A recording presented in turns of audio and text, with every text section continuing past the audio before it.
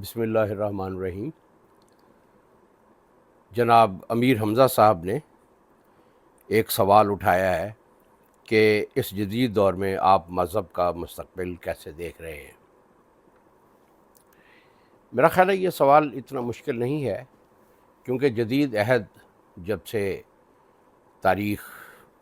بنا ہے اور جدید تاریخ جب سے شروع ہوئی ہے، اس میں مذہب کی جو صورتحال ہے اس سے ہر شخص واقف ہے کہ جدید عہد میں جدید سرمایہ دارانہ اور جدید افکار کے ساتھ تاریخ کا یہ جو عہد ہے، اس کی جو بنیادی مزاج ہے، اس کا جو بنیادی رخ ہے، اس کا جو بنیادی عمل ہے، اس کی جو بنیادی فکر ہے، اس کا دنیا کو دیکھنے کا جو انداز ہے، اس کا جو پورا ورلڈ ویو ہے، اس کا جو تصور انسان، تصور کائنات ہے، وہ اصلاً مذہب کی ضد ہے۔ یعنی جدید تہذیب، جدید عہد اپنے ہر مظہر میں، اپنی ہر فکر میں، اپنے ہر عمل میں وہ مذہب کی نفی پر اپنے آپ کی تشکیل کرتا ہے۔ تو جدید عہد میں جو حال اس وقت سامنے آ رہا ہے مذہب کا، وہی مذہب کا مستقبل ہے، اور یہ مستقبل اس وقت تک تبدیل نہیں ہو سکتا جب تک اہل مذہب جو ہیں وہ ان ذرائع سے باخبر نہیں ہوتے، ان میں ہنرمند نہیں ہوتے، ان کا ادراک اور احساس نہیں کرتے، اور انہیں اپنی زندگی میں ڈپلوائے نہیں کرتے جن کے ذریعے سے مذہب کی جنگ جیتی جا سکتی ہے۔ ورنہ یہ صورتحال کہ مذہب جو ہے وہ سب سے پہلے اجتماعی سطح پر، یعنی طاقت اور سرمایہ سے بے دخل ہوا، اس کے بعد معاشرت سے اور لین دین سے بے دخل ہو رہا ہے، اور آخری جو مورچہ ہے وہ فرد کی سیلف ہے یا خودی ہے فرد کی۔ تو ایک فرد کے انفس سے مذہب کا اخراج جو ہے وہ اس آخری مورچہ ہے۔ تو اس وقت جو صورتحال ہے، اس وقت یہ ہے کہ مذہب انسانی زندگی کے تمام اجتماعی اور سماجی اداروں سے وہ بے دخل ہو چکا ہے۔ فرد کی سطح پر وہ ابھی کہیں کہیں قرار پکڑے ہوئے ہے، ورنہ تاریخ کی قوتیں، سماجی قوتیں، علم کی قوتیں، تعلیم کی قوتیں جو ہیں وہ مذہب کو بہت تیزی سے انسانی جو ڈومین ہے اس سے بے دخل کرتی چلی جا رہی ہیں۔ اور اس میں یہ میرا خیال ہے دیکھا جا سکتا ہے کہ اہل مذہب نے اس میں بہت زیادہ مزاحمت کی ہے، لیکن ان کی مزاحمت جو ہے اس میں جو وسائل ضروری تھے وہ وسائل جو ہیں وہ مذہبی لوگ سامنے نہیں لا سکے، کیونکہ تاریخ کا مقابلہ واعظ و نصیحت سے یا سرمن سے یا واعظ کہنے سے نہیں کیا جا سکتا۔ تاریخ جو ہے وہ طاقت کا کھیل ہے، اور جب تک ہم اس کے متبادل وسائل بروئے کار نہیں لاتے، مذہب کو زندگیوں کا حصہ بنانا جو ہے وہ مشکل سے مشکل تر ہوتا چلا جائے گا۔ میں ذاتی طور پر یہ سمجھتا ہوں کہ کسی ایسے تصور پر کسی تہذیب کا استوار کرنا جس کا تعلق ماوراء سے ہو یا غیب سے ہو، وہ ایک بہت مشکل کام ہے۔ یہ حضور علیہ الصلوۃ والسلام کی رحمت للعالمینی کا مظہر ہے کہ آپ نے ایک نئے انسان کی تشکیل کر کے دکھائی، ایک نئی معاشرت دی انسانوں کو، اور سب سے بڑھ کر یہ کہ آپ نے ایک تہذیب کی بنیاد رکھی۔ آپ نے تاریخ کی جو وہ قوتیں جو اصل میں ڈیفائننگ قوتیں ہوتی ہیں، تاریخ کے وہ مؤثرات جو انسانی فرد پر، انسانی معاشرے پر، اس کے انفس اور آفاق کو بالکل تبدیل کر دیتے ہیں، وہ دو قوتیں ہوتی ہیں، ایک سرمایہ کی قوت اور ایک سیاسی طاقت کی قوت۔ تو حضور علیہ الصلوۃ والسلام نے سیاسی طاقت اور سرمایہ کا جس طریقے سے ایک نظم قائم فرمایا، اس سے ایک ایسی تہذیب وجود میں آئی جو ایک ماورائی یا غیبی تصور پر قائم تھی۔ یہ کہ ایک ایسے تصور پر تہذیب کا قائم ہونا جو زمان و مکان سے ماوراء ہے، یہ انسانوں کے لیے ایک بہت بڑی نعمت اور رحمت کا باعث ہے، کیونکہ جو زندگی کی حقیقت ہے وہ صرف یہ دنیا نہیں ہے۔ جدید تہذیب اس پر سر دھڑ کی بازی لگائے ہوئے ہے کہ وہ یہ ثابت کر دے کہ اس جو حصی دنیا ہے یہ زمان و مکان کے اندر جو قید دنیا ہے، اس سے ماورا کوئی حقیقت نہیں ہے، کسی خدا کا وجود نہیں ہے، کوئی معاد نہیں ہے، اور انسان کی موت اس کا حتمی خاتمہ ہے۔ یہ جدید تہذیب کا جو مین پلینک ہے، جو مین اس کا جو اس کا نقطہ نظر ہے یا اس کا بنیادی موقف ہے، وہ یہی ہے کہ وہ حقیقت کا جو تصور جدید تہذیب رکھتی ہے وہ دین کے یا اسلامی تصور سے مکمل طور پر متضاد ہے۔ اسلام نے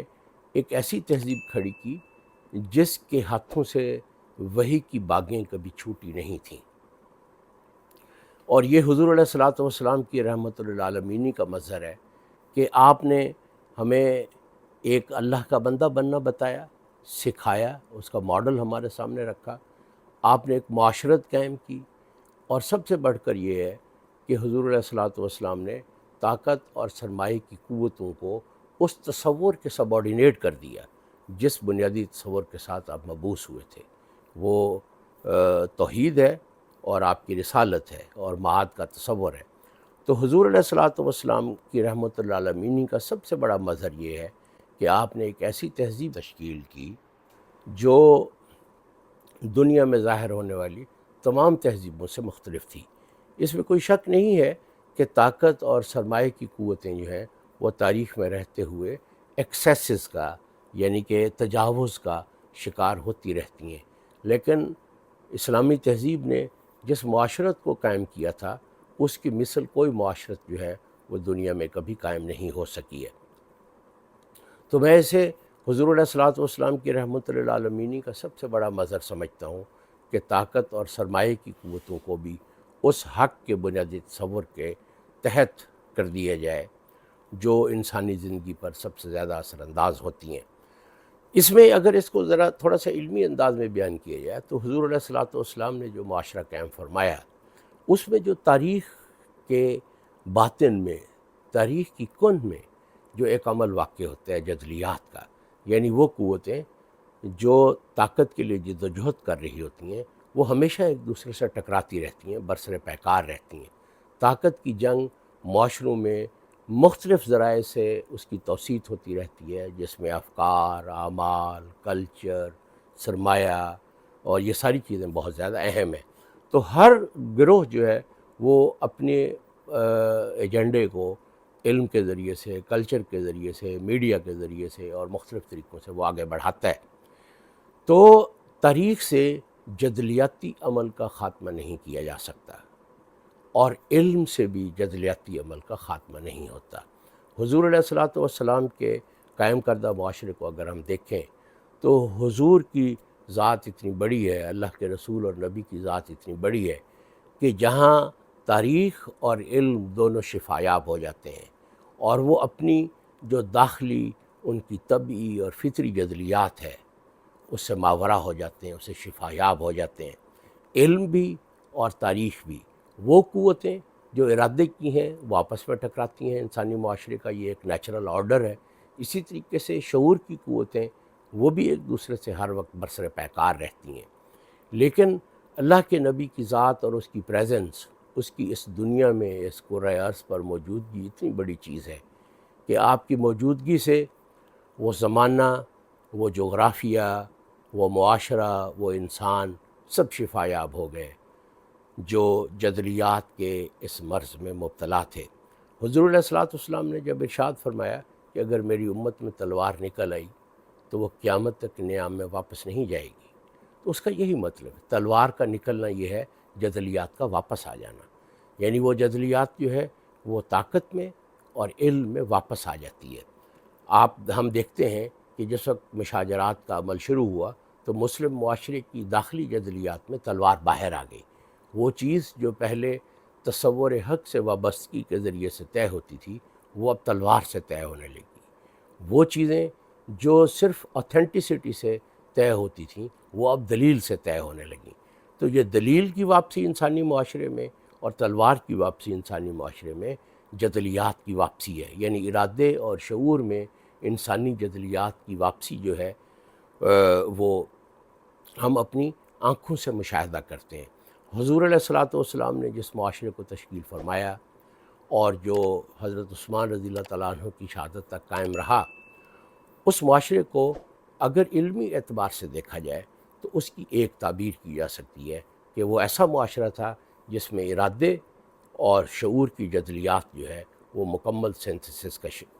تک فائز المرام ہو چکی تھی، اور سے جدلیات کا خاتمہ ہو چکا تھا، اور انسانی شعور اور نفس انسانی اور انسانی ارادہ جو ہے وہ ایک تصور کے تابع زندگی گزارنے کا سلیقہ سیکھ چکے تھے۔ یعنی اس معاشرے کی جو سطح وجود ہے وہ ان معاشروں سے قطعی طور پر مختلف ہے جو ہر وقت جدلیات کا شکار رہتے ہیں۔ وہ معاشرہ جدلیات کا شکار نہیں تھا، اس کی سطح وجود جو ہے وہ ہمارے تصور سے بھی زیادہ پاکیزہ اور زیادہ بلند ہے،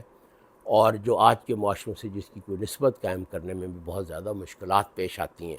تو حضور علیہ الصلوۃ والسلام کی رحمت للعالمین ہی ہے کہ آپ نے ایسی چیزوں کو جس کا انسان اپنے تصور میں خواب دیکھتا ہے وہ حضور علیہ الصلوۃ والسلام نے عمل کی دنیا میں ایک واقعہ بنا کر انسانیت کے سامنے پیش کر دیں۔ تو مذہب کا مستقبل جو ہے اس وقت اگر ہم دیکھیں تو ہمیں اس اسوہ کی طرف، اس حق کی طرف، اس تہذیب کی طرف واپس جانے کی ضرورت ہے جو 1200 سال، 1100 سال یا چلیے 1000 سال تک اس دنیا میں اپنے مظاہر کو سامنے لاتی رہی ہے۔ اس وقت ہم جو علم پیدا کر رہے ہیں، دین کی جو تعبیرات کر رہے ہیں، اور جس طریقے کا عمل سامنے لا رہے ہیں، جس اخلاق کی سطح پر ہم زندہ ہیں، اور غیب کی اور وحی کی ہم نے جو حفاظت کی ہے، اس سے مستقبل کی کوئی امید نہیں بنتی۔ اس کا واحد ذریعہ یہ ہے کہ ہم اپنا اور اس دنیا کا، جس دنیا میں ہم رہتے ہیں، ان عقلی وسائل سے تجزیہ کریں۔ وہ عقل جو وحی کے سامنے جو ہے وہ سپر انداز ہے اور جس نے سر تسلیم خم کیا ہوا ہے، جب تک ہم ایک نیا ورلڈ ویو جو ماڈرنٹی کو اور جو اس دنیا کو ایک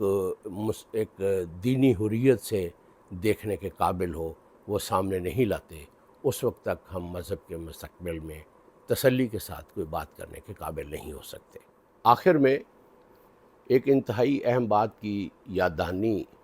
کرنا یہاں ضروری ہے کہ علامہ اقبال جو صاحب نظر تھے اور وہ جدید دور کو، اس دنیا کو جس طرح اپنے دینی تناظر میں سمجھتے تھے، وہ بصیرت ہمیں بہت کم نظر آتی ہے۔ انہوں نے اس دور حاضر کے خلاف، جس میں ہم مذہب کے مستقبل کو اس وقت زیر بحث لا رہے ہیں، اس کے خلاف انہوں نے اعلان جنگ کیا تھا۔ ان کی ضرب کلیم جو کتاب ہے اس کا ذیلی عنوان ہے اعلان جنگ عصر حاضر کے خلاف۔ تو اس کا مطلب یہ ہے کہ وہ عصر حاضر میں پنہاں ان قوتوں کو بہت اچھی طرح سے سمجھتے تھے جو مذہب کو مٹا دینے والی ہیں، اور ان کی شاعری میں جا بجا ہمیں اس کا تذکرہ بھی ملتا ہے اور اس کے اشارات بھی ملتے ہیں کہ دور حاضر جو ہے وہ کس طریقے سے مذہب کو